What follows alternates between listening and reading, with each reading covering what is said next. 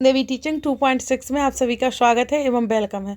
तो आज हर daily classes आती हैं इस चैनल पर, प्लेलिस्ट बना दी गई है और चैनल को लाइक सब्सक्राइब और बेल आइकन को प्रेस कर लीजिए, तो सभी को शेयर कर दीजिए। चलो आज की क्लास स्टार्ट करते हैं, टाइम ज़्यादा ना लेते हुए, क्योंकि सभी बच्चे बोलते हैं ज़्यादा टाइम हो जाता है शुरू में। चलो आज की क्लास जल्दी स्टार्ट करते हैं। और पेपर 2 सोशल साइंस के पेपर लगाए जा रहे हैं 2011 से। सोशल साइंस यानी pedagogy, Hindi pedagogy, social science तीनों के लगाए जा रहे हैं। 120 नंबर का टारगेट था और 2011 से 2023 तक के सारे प्रीवियस ईयर के पेपर लगवाए जा रहे हैं। इस चैनल पर प्लेलिस्ट बनी है, उसमें नंबर वाइज क्लासेस डली हुई हैं और डेली आता है कि एक दिन भाग 1, भाग 2, भाग 3 इस प्रकार से आता है। सोशल साइंस पहले आता है, बाल विकास, फिर हिंदी, फिर सोशल साइंस। तो आप सभी जाकर चैनल में प्लेलिस्ट बन गई है, उसमें जाकर देख सकते हो और लगा सकते हो, क्योंकि टाइम ज़्यादा बचा नहीं है, 8-9 दिन ही बचे हैं एग्जाम के। तो जल्दी जल्दी लगाइए, डेली लगाइए प्रश्न उत्तर। चलो आज क्लास स्टार्ट करते हैं। तो सृजनात्मकता को किसकी अवधारणा से संबंधित माना है?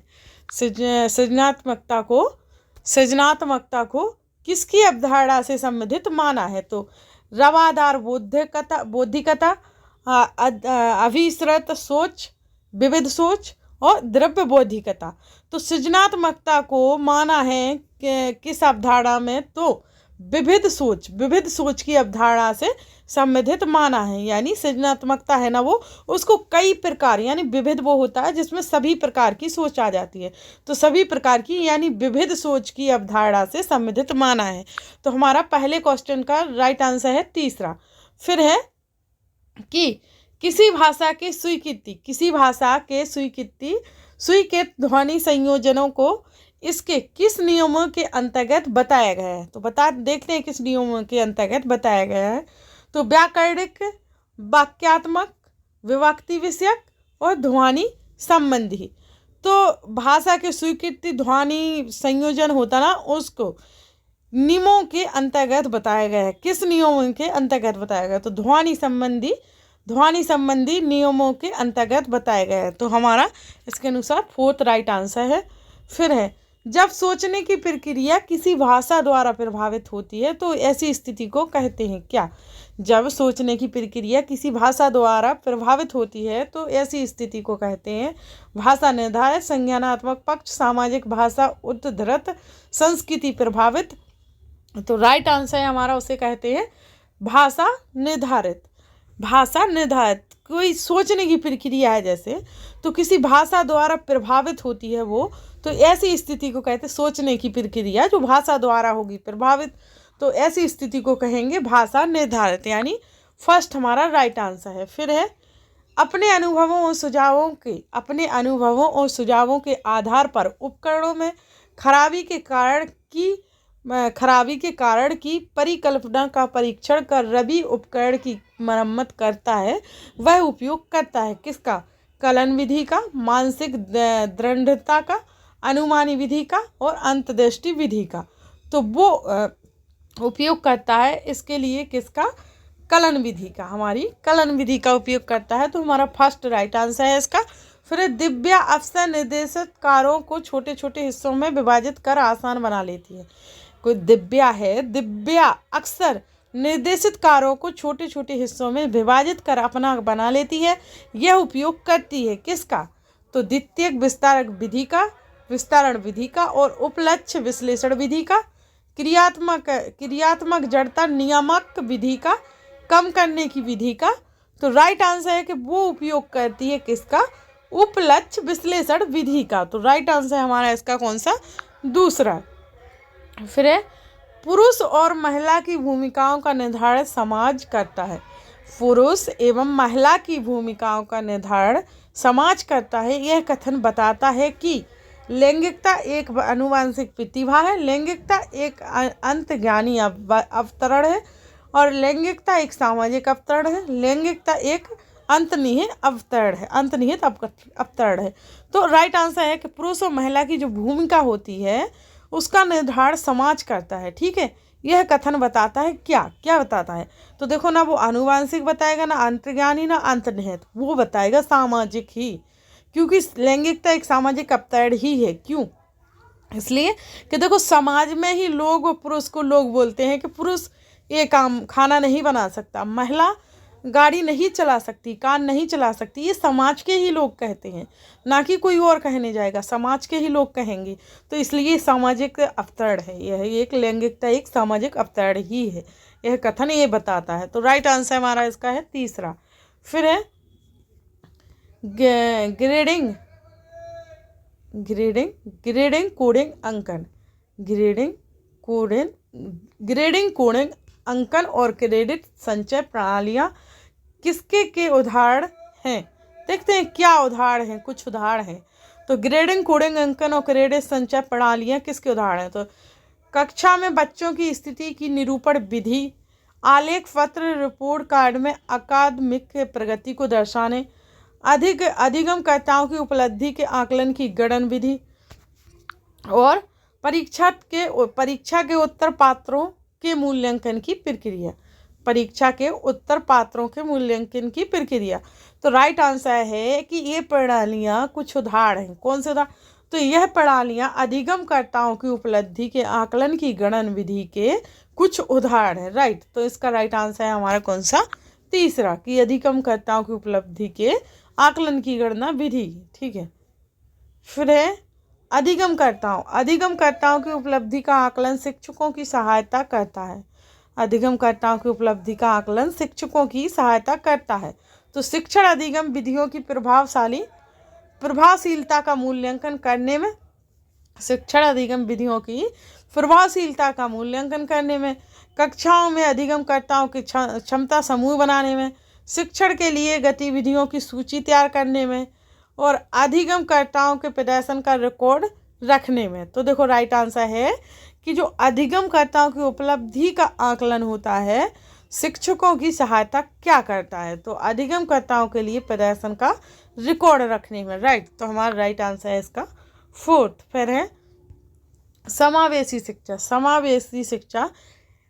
समावेशी शिक्षा किसके सिद्धांत पर आधारित है? किस सिद्धांत पर आधारित है? तो देखते हैं।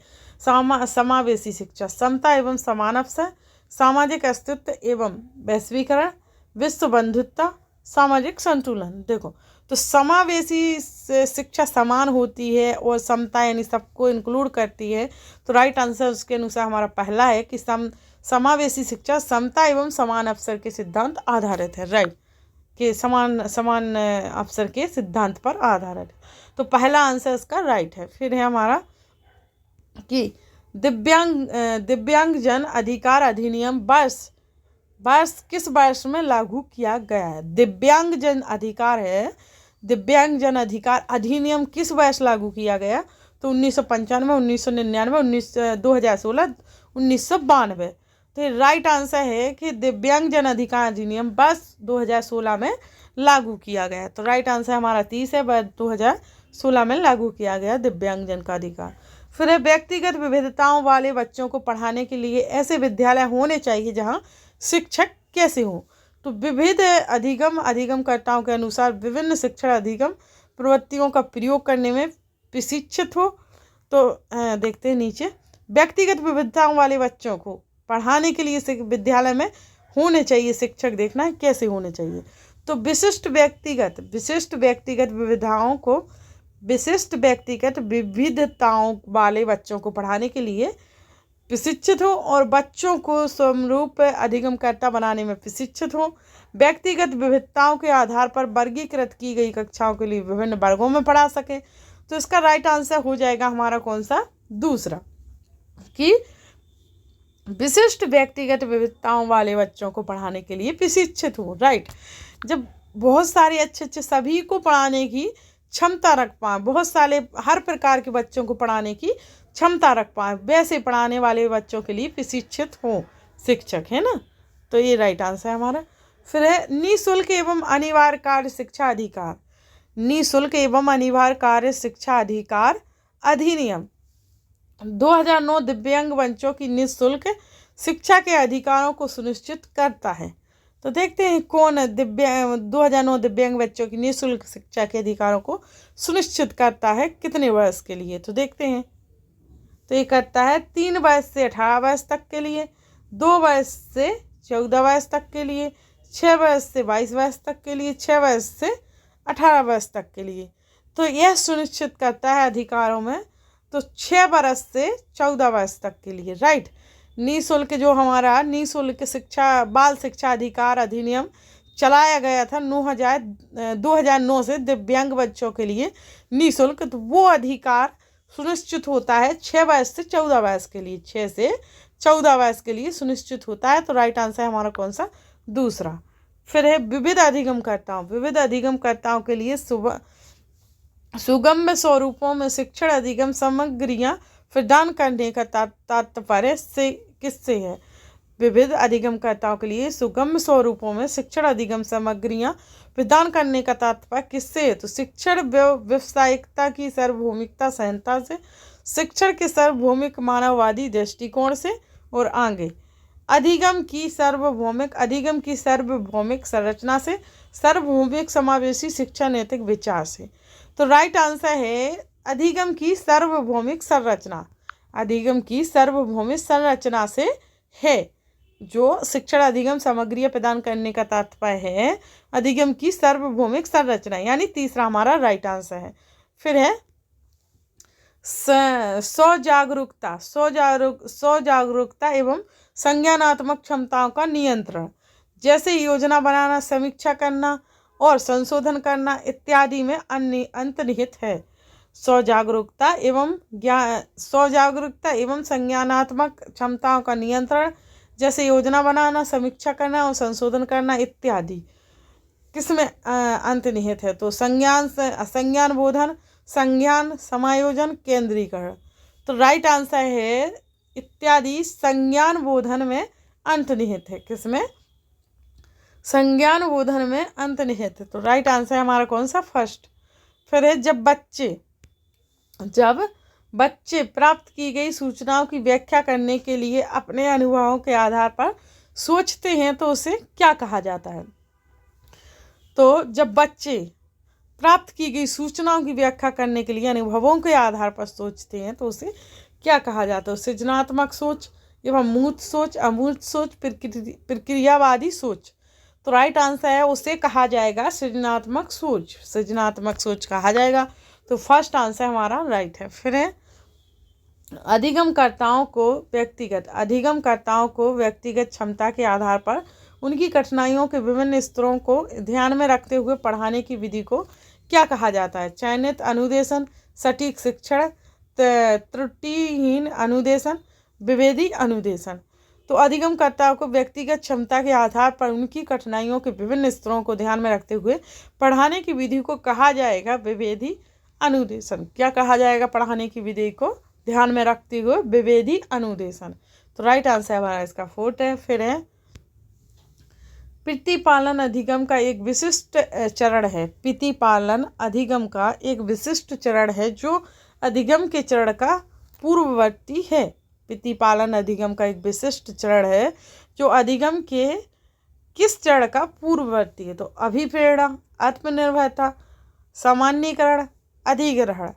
तो राइट आंसर है इसका प्रतिपालन अधिगम का एक विशिष्ट चरण है जो अधिगम के सामान्यीकरण चरण का पूर्ववर्ती है। तो राइट आंसर है हमारा तीसरा। फिर है जनजोग का यह मानना है कि संज्ञान और भाव स्वतंत्र होते हैं, अंत संबंधित होते हैं, एकीकृत होते हैं, अन्योन्याश्रित होते हैं। तो राइट आंसर है कि संज्ञान और भाव होते हैं स्वतंत्र होते हैं। तो राइट आंसर है हमारा फर्स्ट। फिर है पहले से सीखे हुए कार्यों में सुधार लाने के लिए शिक्षक बच्चों को प्रदर्शन देकर सिखा रहा है, वह शिक्षण की किस विधि का प्रयोग कर रहा है? जैसे पहले से सीखे हुए कार्यों में जो सुधार लाना है तो उसके लिए शिक्षक बच्चों को प्रदर्शन देकर सिखा रहा है, तो वह शिक्षण की किस विधि का प्रयोग कर रहा है? तो अवलोकन विधि, संशोधन विधि, प्रतिरूपण विधि, अनुकरण विधि। तो वह प्रयोग कर रहा है हमारी किसकी? अवलोकन विधि का प्रयोग कर रहा है। तो राइट आंसर है हमारा पहला। फिर है मेनन और जेनेस के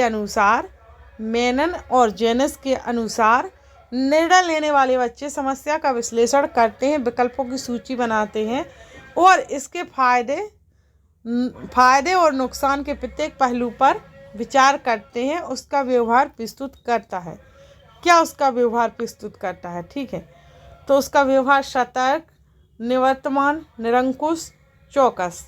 तो राइट आंसर है कि जब वो इसके फायदे और नुकसान के प्रत्येक पहलू पर विचार करते हैं तो उसका व्यवहार प्रस्तुत करता है क्या? सतर्क करता है। तो राइट आंसर है हमारा इसका क्या? पहला।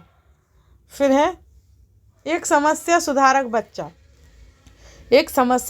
बच्चा किस विचार के आधार पर कथनों की सच्चाई या संभावना का मूल्यांकन करता है? तो एक बच्चा जो समस्या सुधारक बच्चा है वो किस विचार के आधार पर कथनों की सच्चाई या संभावना का मूल्यांकन करता होगा? तो सौंदर्यबोध, अमूर्त, तार्किक, सृजनात्मक। तो वो करता है तार्किक विचार के आधार पर कथनों एवं सच्चाई या संभावना का मूल्यांकन करता है तार्किक के आधार पर। तो राइट आंसर है हमारा कौन सा? उसका तीसरा। फिर है आगे है जिस दिए गए कार्य को करते समय बच्चे स्वयं आनंद लेते हुए अनुभव का प्राप्त करते हैं उसे क्या कहा जाता है? जिस दिए गए कार्य को करते समय बच्चे जब स्वयं आनंद लेते हुए अनुभव प्राप्त करते हैं तो उसे क्या कहा जाएगा? तो उपभोक्ता प्रकार का कार्य, निर्माणात्मक प्रकार का कार्य, समस्यात्मक प्रकार का कार्य, ड्रिल और अभ्यास का कार्य। तो उसको कहा जाएगा ड्रिल और अभ्यास का कार्य। दिए गए कार्य को करते समय बच्चे स्वयं आनंद प्राप्त करें, अनुभव करें तो ड्रिल और अभ्यास का कार्य कहा जाएगा, यानी फोर्थ हमारा इसका राइट आंसर माना जाएगा। फिर है बहुसंवेदी शिक्षण अधिगम की प्रविधि में अधिगम संवर्धन हेतु दृश्य, श्रव्य, स्पर्श और संवेदनाओं का एक साथ प्रयोग किया जाता है। तो वो किस कारण? कर्णकोटर, प्रतीक्षीकरण, अवलोकन, गतिबोधक। तो हमारा राइट हो जाएगा कि जब अधिगम संवेदन हेतु दृश्य, श्रव्य, स्पर्श और गतिबोधक संवेदनाओं का एक साथ प्रयोग किया जाता है। तो राइट आंसर हो जाएगा हमारा इसका फोर्थ। फिर है शरीर के केंद्रीय भाग से परिधियों या अंगरागों की ओर का विकास दर्शाता है। क्या? विकेंद्रीकृत विकास के सिद्धांतों को, मध्यबाह्य विकास के सिद्धांतों को, सोपानीय विकास के सिद्धांतों को, विकिरणीय विकास के सिद्धांतों को। तो देखो शरीर के केंद्र भाग यानी ये हमारा सिर, हाथ, और ये है शरीर और ये है पैर। तो देखो वो बोल रहे हैं कि जो शरीर के केंद्र कहाँ होगा? बीच में। केंद्र पेट के बीच में होगा, सबको पता है। इससे आधा इधर का भाग, आधा इधर का, ठीक है। तो शरीर के केंद्रीय भाग से परिधियों या अंगांगों की ओर विकास करता है, यानी जो शरीर का केंद्र भाग है वो परिधि यानी ऊपर नीचे अंगों की तरफ विकास करता है। तो वह किस विकास की ओर दर्शाता है? तो वो दर्शाएगा किसकी? विकेंद्रीकृत विकास के सिद्धांतों को दर्शाएगा। तो राइट आंसर हमारा फर्स्ट हो जाएगा। फिर है स्कूल बच्चों के समाजीकरण की एक ऐसी संस्था है जहाँ क्या होता है? देखते हैं। स्कूल बच्चों के समाजीकरण की एक ऐसी संस्था है जहाँ प्रमुख स्थान स्कूल की दिनचर्या का होता है, प्रमुख स्थान स्कूल की गतिविधियों का होता है, प्रमुख स्थान स्कूल के शिक्षकों का होता है, प्रमुख स्थान स्कूली बच्चों का होता है। तो देखो स्कूल बच्चों के समाजीकरण की एक ऐसी संस्था है जहाँ प्रमुख स्थान स्कूली बच्चों का होता है। राइट, तो हमारा फोर्थ इसका राइट आंसर हो जाएगा। फिर है 26वां क्वेश्चन कि जब आप एक शिक्षक समूह में जुड़ जाते हैं और अपने समूह के अन्य लोगों की तरह पोशाक धारण करने लगते हैं तो आप प्रदर्शन कर रहे होते हैं कि समूह आज्ञाकारिता है, समूह आज्ञाकारिता का है, और समूह निर्देश अनुपालन का है, समूह अनुरूपता का है, समूह की पहचान का।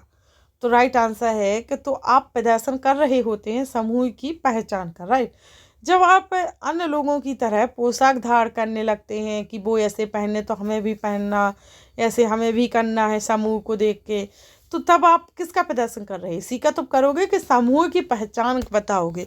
तो राइट आंसर हमारा फोर्थ हो जाएगा। फिर है किसी वस्तु के स्थायित्व की अवधारणा पियाजे के विकास के किस चरण में प्राप्त होती है? किसी वस्तु के स्थायित्व की अवधारणा पियाजे के किस विकास के चरण में प्राप्त होती है? तो पूर्व परिसंचालन, मूर्त परिसंचालन, औपचारिक परिसंचालन और संवेदी गामक। तो स्थायित्व की अवधारणा पियाजे के विकास के संवेदी गामक चरण में प्राप्त हो जाती है। संवेदी गामक चरण में प्राप्त हो जाती है। तो राइट आंसर है हमारा 4th। फिर है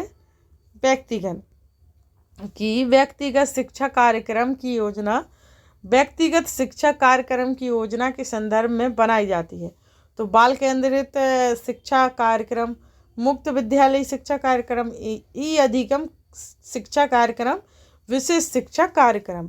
तो व्यक्तिगत शिक्षा कार्यक्रम की योजना बनाई जाती है, बाल केंद्रित शिक्षा कार्यक्रम के संदर्भ में बनाई जाती है। तो राइट आंसर है हमारा 1st इसका। फिर है किस महीनों की आयु के कौन से महीनों की आयु के बीच अधिकांश बच्चे शब्दों को मिलाकर छोटे छोटे वाक्यों में बोलना शुरू कर देते हैं? तो 18 से 24 वर्ष, 24 से 30 वर्ष, 30 से 36 वर्ष और 12 से 18 वर्ष। तो ऐसी कौन सी महीना है जिसमें आयु के बीच अधिकांश बच्चे शब्दों को मिलाकर छोटे छोटे वाक्यों में बोलना शुरू कर देते हैं? तो इसमें देखो 18 से 24 वर्ष है और 24 से 30 और 12 से 18 है और 30 से 36। तो इसमें कन्फ्यूजन हो रही। देखो 18 से 24 वर्ष भी सही है ना, एक किताबी उसके अनुसार उसमें 18 से 24 दिया गया है। जैसे किताब में पढ़ा ना तो उसमें 18 से 24 है सही आंसर। पर वो बोल रहे किन महीनों की आयु के बीच अधिकांश बच्चे शब्दों को मिलाकर छोटे छोटे वाक्यों में बोलना शुरू कर देते हैं? तो 12 से 18 वर्ष के बच्चे भी करना शुरू कर देते हैं। तो समझ नहीं आ रहा कि ये सही है या ये, लेकिन किताबी के अनुसार मानोगे आप, जैसे उसमें क्या सही निकला, तो उसमें निकला है 18 से 24 वर्ष। तो मैं बता देती हूँ 18 से 24 वर्ष। अगर आपको कहीं मिल जाए इसका सही आंसर कि 12 से 18 भी हो सकता, तो आप सही कमेंट करके ज़रूर बताइएगा। लेकिन किताबी के अनुसार 1st हमारा राइट आंसर है। ठीक है, 1st ही लगा। वैसे 1st समझ नहीं आ रहा, लेकिन हो सकता है किताबी के अनुसार तो 1st ही है। फिर आपको अगर लगे ये सही नहीं है तो आप बताना कमेंट करके क्या सही है। तो बुद्धि लब्धि या IQ अवधारणा दी गई है। बुद्धि लब्धि या IQ अवधारणा दी गई है बिने के द्वारा, स्टैन के द्वारा और टार्मन के द्वारा, गेलस्टन के द्वारा। तो हमारे लास्ट क्वेश्चन है, 30वां लास्ट क्वेश्चन है और अंतिम है। तो आप सभी इसको लगाइए, आप भी आंसर देते जाइए कमेंट करके कि कौन सा सही है किसका। तो आप भी बताइए कुछ क्वेश्चनों के, जिससे आपको अनुभव होगा और फिर सही आंसर उसके देखिएगा। तो बुद्धि लब्धि या IQ अवधारणा दी गई है बिने के द्वारा। किसके द्वारा? बुद्धि लब्धि जो IQ की अवधारणाएं दी गई वो बिने के द्वारा दी गई हैं। और इसका क्वेश्चन का आंसर जरूर राइट बताइए। अगर 1st है तो 1st तो मैं भी बता रही कि मैंने पढ़ा है बुक में, पर वो सब हो सकते पता नहीं क्लियर। तो आप जरूर कमेंट करके बताना कि 1st ही है या और भी है। तो पहला इसका राइट आंसर है। इस प्रकार से आज की क्लासेस यहीं पर होती है हमारी समाप्त। और जिस बच्चे ने लाइक, सब्सक्राइब और बेल आइकन को प्रेस नहीं किया वो कर लीजिए और शेयर भी कर दीजिए, क्योंकि करते जाइए। और वीडियो पूरी देखिए तभी आपको समझ आएगा, क्योंकि पूरी देखोगे तभी तो आप कंक्लूजन निकाल पाओगे कि आपने कितने क्वेश्चन आखिरकार में कर पाए हैं। क्योंकि आपको ये तो पता नहीं चल पाएगा 1-2 क्वेश्चन से कि आप कितने लगा पा रहे हो। इसलिए 30 क्वेश्चन तो एग्जैक्टली लगाइए डेली, क्योंकि 30 ही लगाते जाओगे ना तो आपका पेडागोजी पूरा क्लियर और अच्छा हो जाएगा। चलो आज की क्लास यहीं पर समाप्त करते हैं। तो थैंक्स फॉर वॉचिंग वीडियो।